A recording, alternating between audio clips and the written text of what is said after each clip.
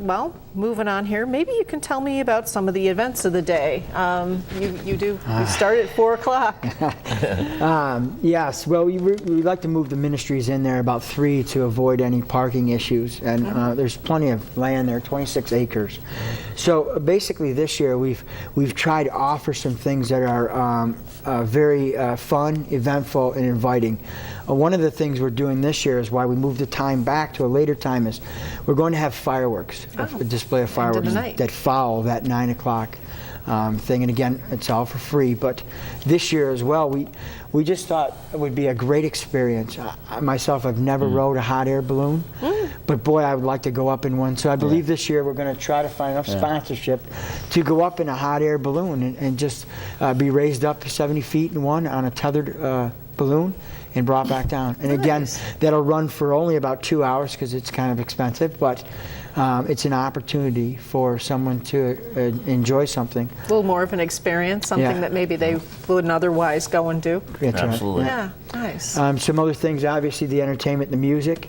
We have TLC Pizzeria, which is sponsoring the music stage this year, is involved with a lot of the food that's going there. And we've really tried to just show compassion and love and be the hands and feet of Christ and offer food for free. And so, yeah, we have a little, another little tent area that does like funnel cakes and ice pops and popcorn that we just give it away because we know it's tough, you know, it's tough out there. Tough times, yes, definitely.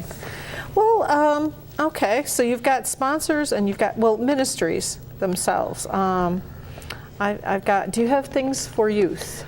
I know that's a big thing. We do this year. Coventry Fire Department is involved like last year, and they kind of like to do the kid thing too, as far as games and stuff to do. They do something, hose fights, target fights with the hoses, and so there's games for even younger kids. But as far as ministries going, the Boy Scouts usually come up the night prior because it's such a large event. It does take prep time. The sound guy comes the day before, and the Boy Scouts come up and we lay out the property and the land, and they're involved with helping us park the vehicles. And so and there's other, Youth for Christ has a table, and they're a ministry table up there too, and they give a lot of things away. One of the camps that we have, I don't know if it's Path of Life or Good News Camp, that is a ministry that comes, they give away 2 weeks free usually at their camp, a week here and a week there, so a couple people have a chance to win that through a raffle, and they're one of the ministry tables that come up and sit there. So we do try to target youth, but family as a whole. We know that if a little one tugs on mom and dad's shirt to come, mom and dad usually come. Yeah. So would you encourage like even churches, if they have some sort of ministry that they want to partner with you? We would love to talk to them about that. We don't try to have ministries that are per se for sale, you know, things to sell. We want it to be outreach to the community. Basically just to meet with people and explain to them what you have, how you can help them. Sure. Or how they can help you, even. Absolutely. It might be a good thing for churches for an outreach to bring a busload of kids or something up to enjoy the event. The whole day, too. Spend the afternoon. Especially kids that don't necessarily be churched or whatever, and they can use it as a outreach to get them out of the city or out wherever. Okay, so you guys can be found, I think you said on Facebook also. Yeah, you can, you can check us out on Facebook. We have photos there and some video there. Picture of the property and some of the... So we can get to your Facebook from your website? Yes, you can. There's a link on the home web page, and it's kind of simple. It's thespiritfest.com after Facebook. Leave the .com out, put that after Facebook. But sounds like a plan. So we get, as we're moving along here, what are your hopes for the future of Spirit Fest? Where do you see this going down the road? Oh boy. Kenny and I, just quickly, when Three Crosses Bear, the band, played there the first year, we were told there wouldn't be many people, and we weren't expecting that. We didn't do it for that reason. And God kind of laid it on our heart after we had played strongly that it needed some organization and that God would build it. And it just really touched Ken and I in that area. And so we said, Karl, man, God's nudging us, shoving us towards doing something to further God's kingdom and to really make a difference here. And Karl told us the story of how he had prayed and dropped to his knees and had given the land to God to do with what he will. Ken and I just felt the need to really to build this up to be a festival. And so we had went to a couple different things. There's Kingdom Bound, which is out west, held in a park where 60,000 Christians come and gather and celebrate Christ. And then we had went to a Creation Fest down in Shirley, Pennsylvania, where there's, I don't know, 100,000. Yeah, 80 to 100,000 people just camp out. And so we went to them and said, man, maybe God could build this to be something like that. And Karl has such enough land there that we just really praying strongly that we could maybe open up for some free camping there on that property. And So ultimately, you'd have people maybe even have a weekend? Oh, yeah. we would Yes. make it a Turn it into- free camping weekend. Yeah, some of the things we've talked about is doing a Saturday or a Friday, Saturday, where they come in Friday night, they can camp overnight. Friday night, we talked about being it really more, taking it back a few years and slowing down the music a little bit, maybe a little bluegrass, maybe a little hymnal stuff. That maybe some of the older generation who still get out and about and want to do things Right. can come and join us. Right. And maybe stay overnight on Saturday or Friday night, and then Saturday we kick it up a notch with more music towards the younger generation, and then have the kids zones and all that stuff going on for the whole weekend. You never know. You could wake up on Sunday, do a sunrise That's service. right. Absolutely. You know, we're hoping and praying and waiting for the Lord to send us something. You know, the property for the camping has not been developed. There's a nice pond there. Who knows? We could get a lifeguard on duty there. But we're always looking for sponsorship. You know, Yep. many years, and I got to say this, Karl. You know, a few of us really in a small way have put up monetary money to cover this cost, but Karl's really put up a big amount in years past to cover the financial end of it. And I don't know, God's going to send us somebody to develop this land, and we're going to have these loops and camping. We're going to dig these wells and provide water to the site, and financially be in a place where we can afford the insurance to do that on the property, and just grow this into this big fun event. Absolutely. For just as long as we can keep it free. We would love to keep it free. Okay. Bringing people together with music and ministries and awesome. Yep. Food, yeah. Yep. You can get those young people, I hear, with food and music. That's right. That's right. That's what they tell me. That's what they tell me. And sometimes people don't think you can have fun and worship, and we want to get that to be part of it too. Is that you get together and you're all worshiping God and serving God. You can have a lot of fun and do it together. Yeah. Definitely. Yeah, 'cause and like Dave said in the beginning, it's not about the Christian person. We love to have them there, but we want everybody there. We're trying to set up a family atmosphere for them to come and have a good time and be able to do it without those other things in life, knowing they can do it. Right. I mean, maybe I'm going to say as a sober situation, don't need all the other stuff, the negative stuff. We can do it in a good atmosphere, have a great time, and we just want to show the love. I think when I grew up, your neighbors helped neighbors. We don't do that anymore. We need to get back doing that.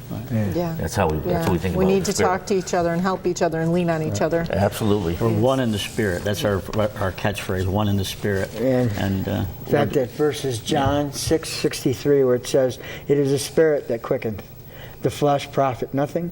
The words that I speak unto you, they are spirit, and they are life." This year we're trying to also organize a couple of motorcycle runs, scripture runs. Oh, scripture runs. Yeah, I like to, that. to I like raise that. to raise funds for that and offer them, who gets the most scriptures right, something, a nice meal and So you wouldn't mind having some contact with some motorcycle groups in the area? we would love it. We would All love it. right, all right. Yeah, we would Awesome. love it. Awesome. Well, I'm going to go through the information again here in case somebody didn't catch it. We've got the Spirit Fest, July 13th from 4 p.m. to 9 p.m. And if you need any information, you can go to www.thespiritfest.com. And we have the gentleman here, David Cooke, 624-3942, Ken Pickard, 316-9582. You can contact Gail Silfee, 656-7619, and Nicole Pickard, 237-3276. Those are all contacts to get you in touch so that you can, whether you have a ministry or you want to sponsor or you have a group that maybe you want to bring out here to this event. If you have a church that you want to maybe gather up people and come up as a busload of people, that would be awesome, I believe. Yes, absolutely. Well, gentlemen, can you think of any closing remarks here? We have a couple minutes that. We like I say, as far as sponsorship, we have different levels of sponsorship that we do. And this year we're offering many things, so it's a win-win situation for those that do partner with us. Some radio air spots that we'll be running the commercial and the ad about Spiritfest on. And shirts. Karl has a shirt from last year, just to show you the back of the shirt. Sponsors are on the shirt as well, and they're given away at the Spiritfest as well. Okay. There's fireworks to follow. It's a day of fun. Family atmosphere. Yeah. And as the families come in and park, they will receive tickets for a free drink and free hot dog or hamburger as part of the event. Because like we talked about, we're trying to do all this free as possible, right? Through our sponsorships. So when they come in, 99.9% of it's free. And then the firemen will, I think we're still in the process of working it out, but the firemen are going to sell some chicken, but that money's going to go to our donation so for it's that a year. fundraiser. It's a fundraiser. It's going to be for that roof for the United Methodist Church in Coventry. So I think that's the only thing we're actually selling, but everything else is free. So ultimately, you may have posters for this. Yes. And perhaps we can get those distributed around the area. Absolutely. And actually, it would probably be good if you could print those from your website. Yes. Yeah. Yes, that's a great idea. It is. I talked to our web guy. There you go. We're back. We're back. That's going to be your motto from now on. That's the inside thing, yeah. Okay. Well, I can't think of anything really, as far as your sponsors here, I'm noticing too, you guys seem to involve so many different types of, we've got a radio station? Yes. Canny. WDLM 95.7 FM. Okay. Last year, our Plum Tree Crafts was one of the sponsors of the kids tent area. So, oh, wow. Yeah, just many ministries.